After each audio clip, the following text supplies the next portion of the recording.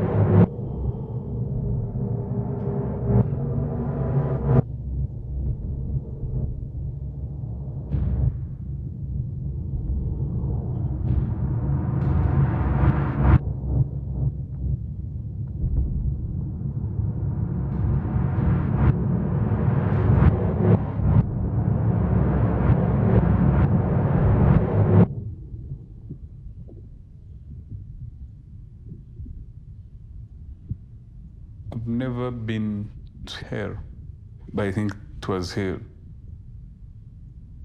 It was unbearable pain.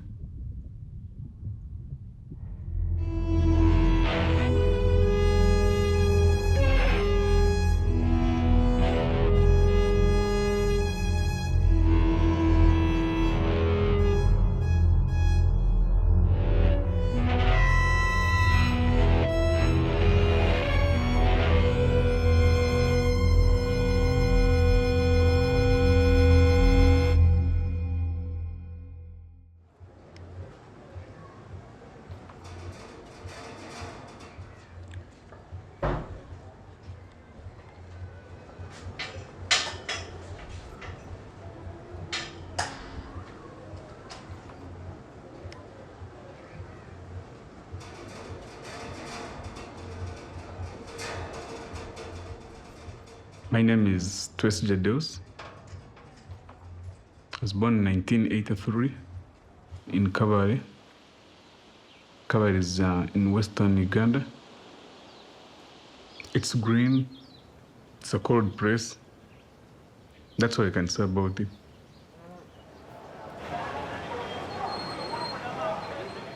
Now I live in Kampala, Kamucha, which is part of central Kampala. I came to Kampala for treatment, and I've been living in Kampala for now 7 years.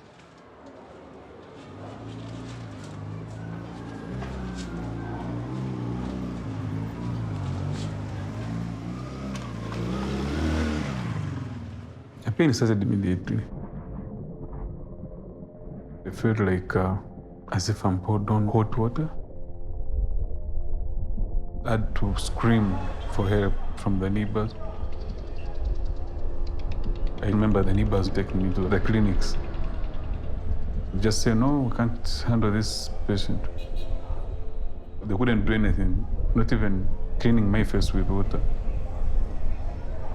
Another neighbor of mine had a car and had to drive me to the hospital. It took almost an hour or 2 hours. We reached Kambuga Hospital and then they did first aid on me.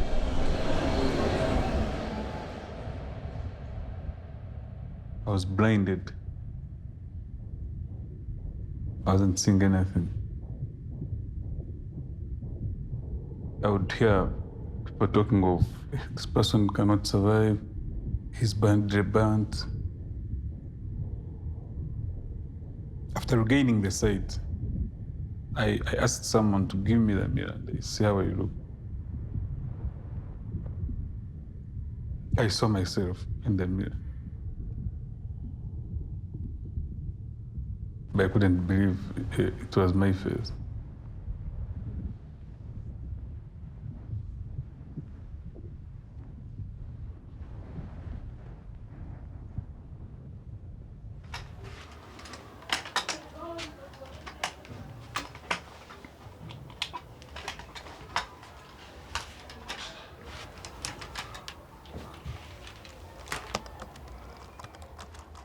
I write in my notebook. I don't take myself as a poet or a writer, but I just write. So sometimes I create a story, personal stories, mostly about the life after the attack. I love recording what is interesting when I read it.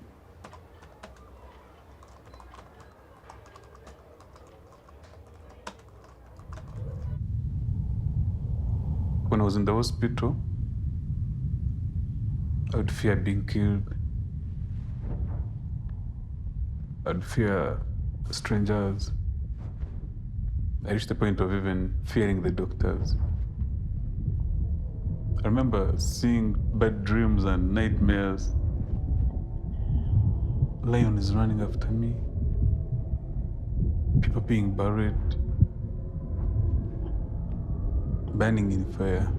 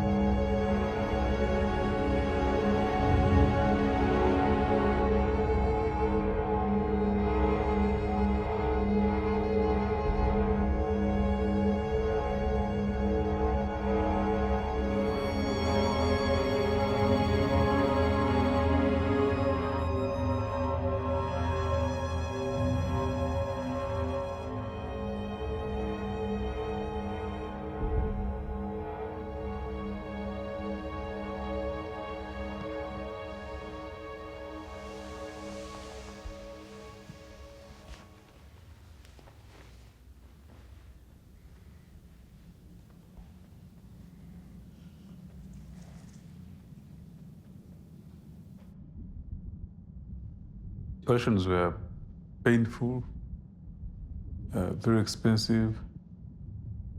The mouth, the cheek injections, nose surgery, eyelid surgeries. I stopped counting, but there are more than 15 surgeries.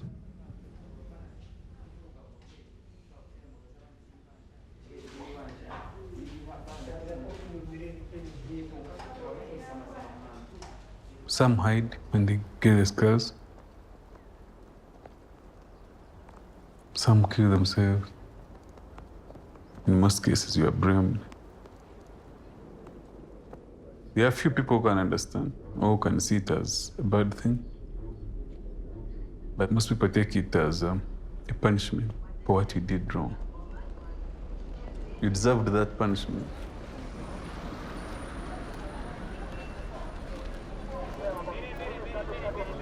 The first year after the attack, I would not like being in public. I would not visit friends. Everyone would be looking at me. I felt uncomfortable. I lost a job. I would keep on promising them, I'm healing. But it really took long.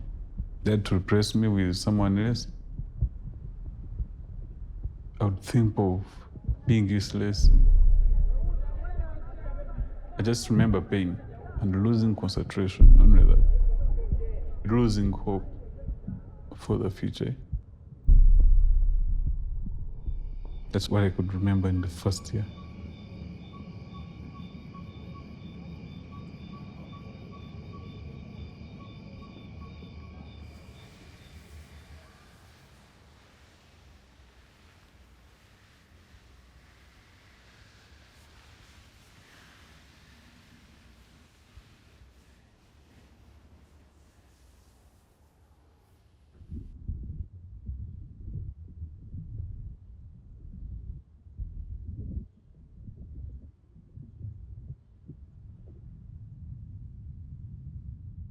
(2014) August. I was on a motorcycle visiting my friends. It was in the evening.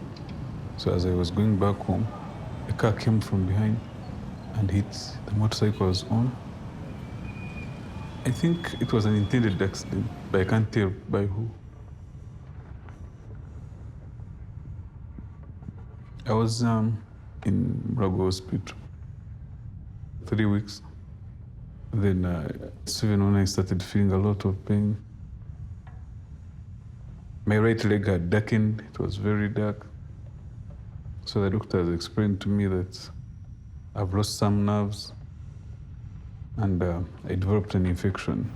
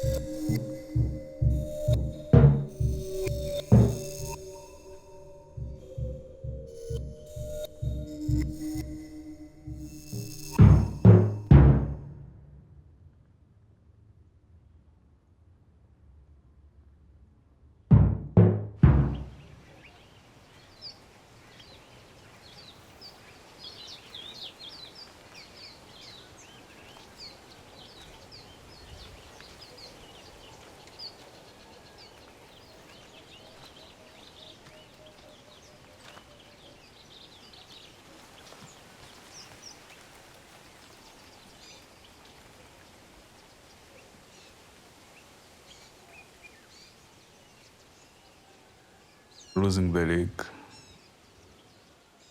pain reduced, but I no longer move easily the way I used to. I used to be active. I used to move as a man and go look for work. I'm no longer working. It has made me remain in one place. So I'm not the same.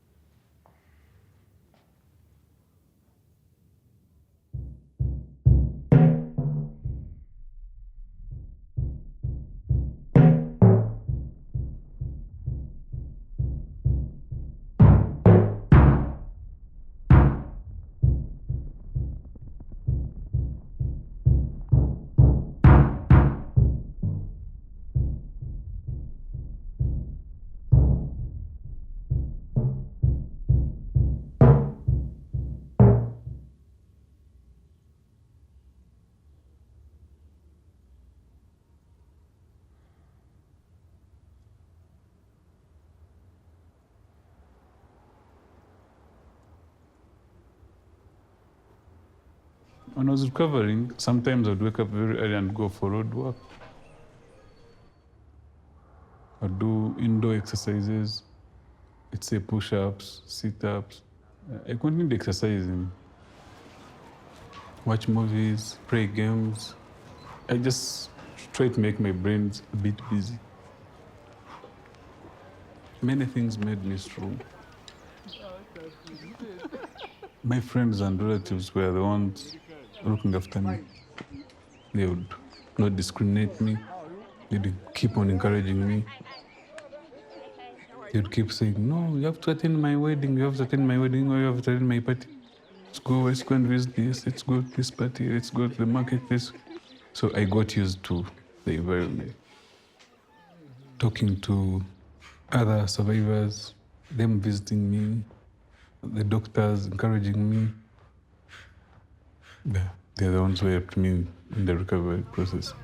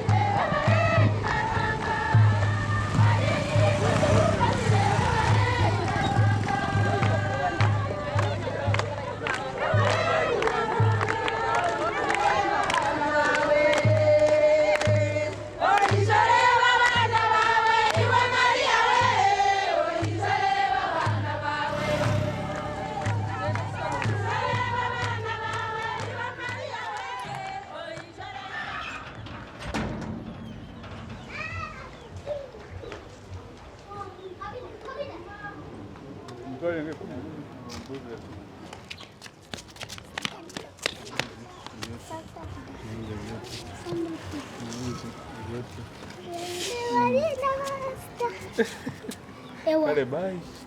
Bye.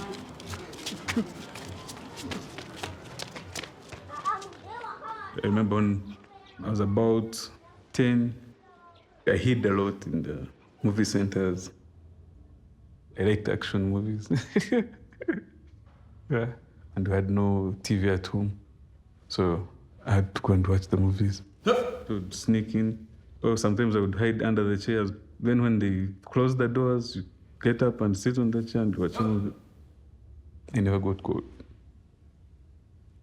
I liked watching Rambo. Rambo 1, Rambo 2, Rambo 3. Van Damme's movies. First Blood, Hard Target, Schwarzenegger movies, Commando.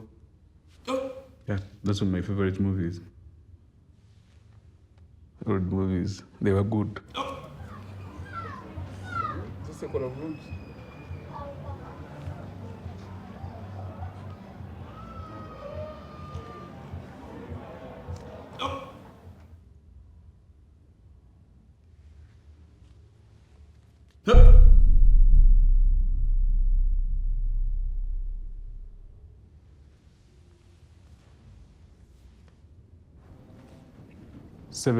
July 2010.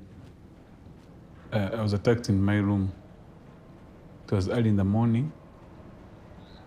She claims she had come to visit me. She still wanted the relationship, and I'd given up. No, I wouldn't ever think of her doing such a thing.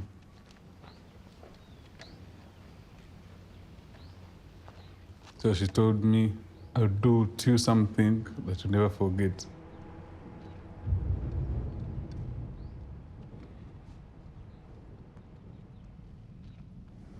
I feel bad being here.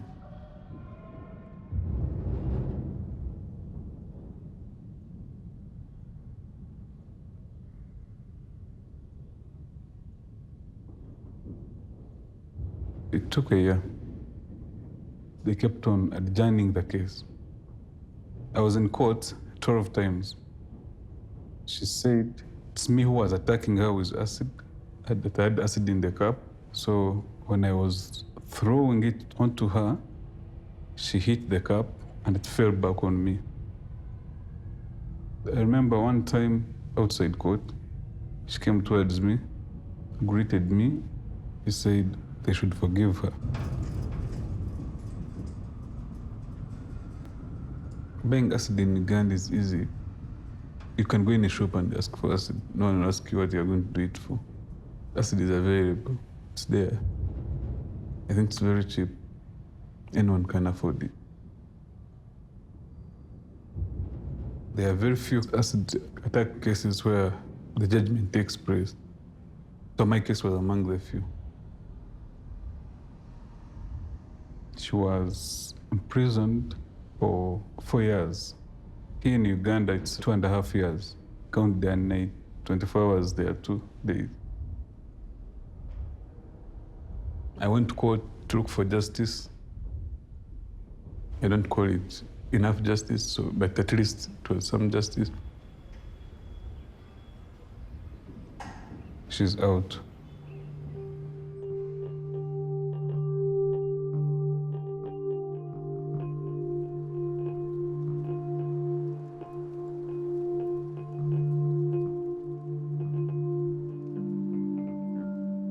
My motto is, it will be one day. I use it everywhere.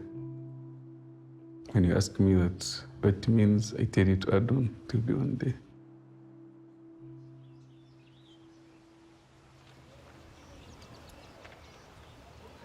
I have a land in Wakiso.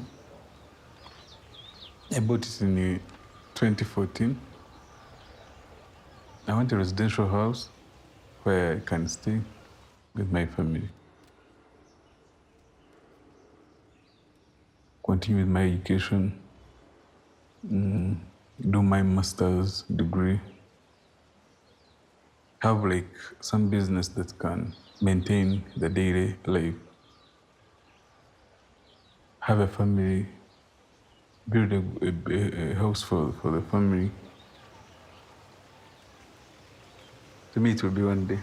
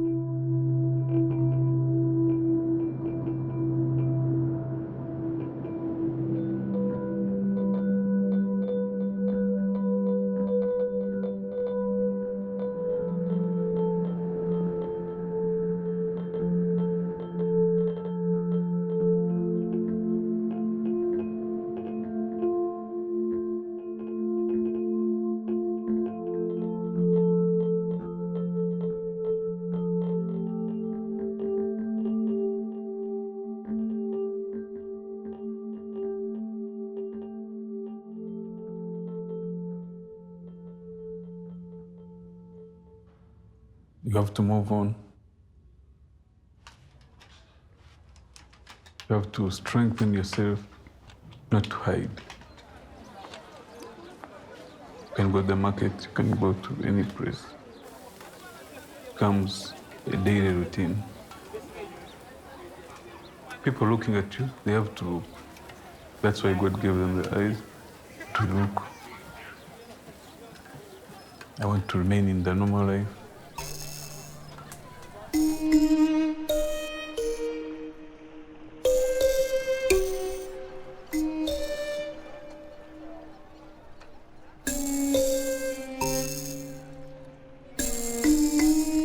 People want to know what happened.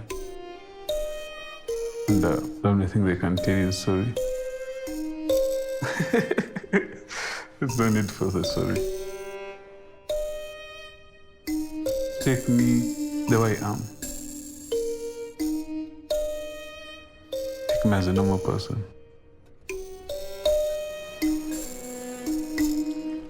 I've recovered, I've healed.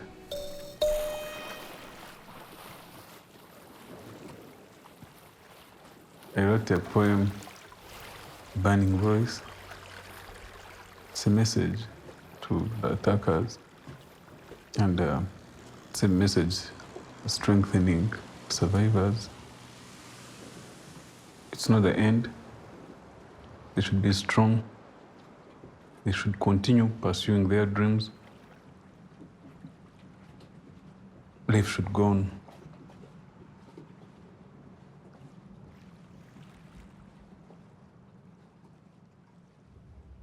Look into my eyes, filled with tears, the lashes burned, the reward of refusing a demon. Will you still hold me in your arms? Will you cleanse my face? It's just a face that is disfigured, not my dreams. I'm a human being like you. I have desires like you. But I seem to scare people off. If these girls could talk, they would say, I'm fine. I'm so braggadocious. I'm not a victim. I'm a survivor. You cover your face when you hear that the face you burned is the face I love now. I won't cover my face. I won't cover my face. I won't cover my face.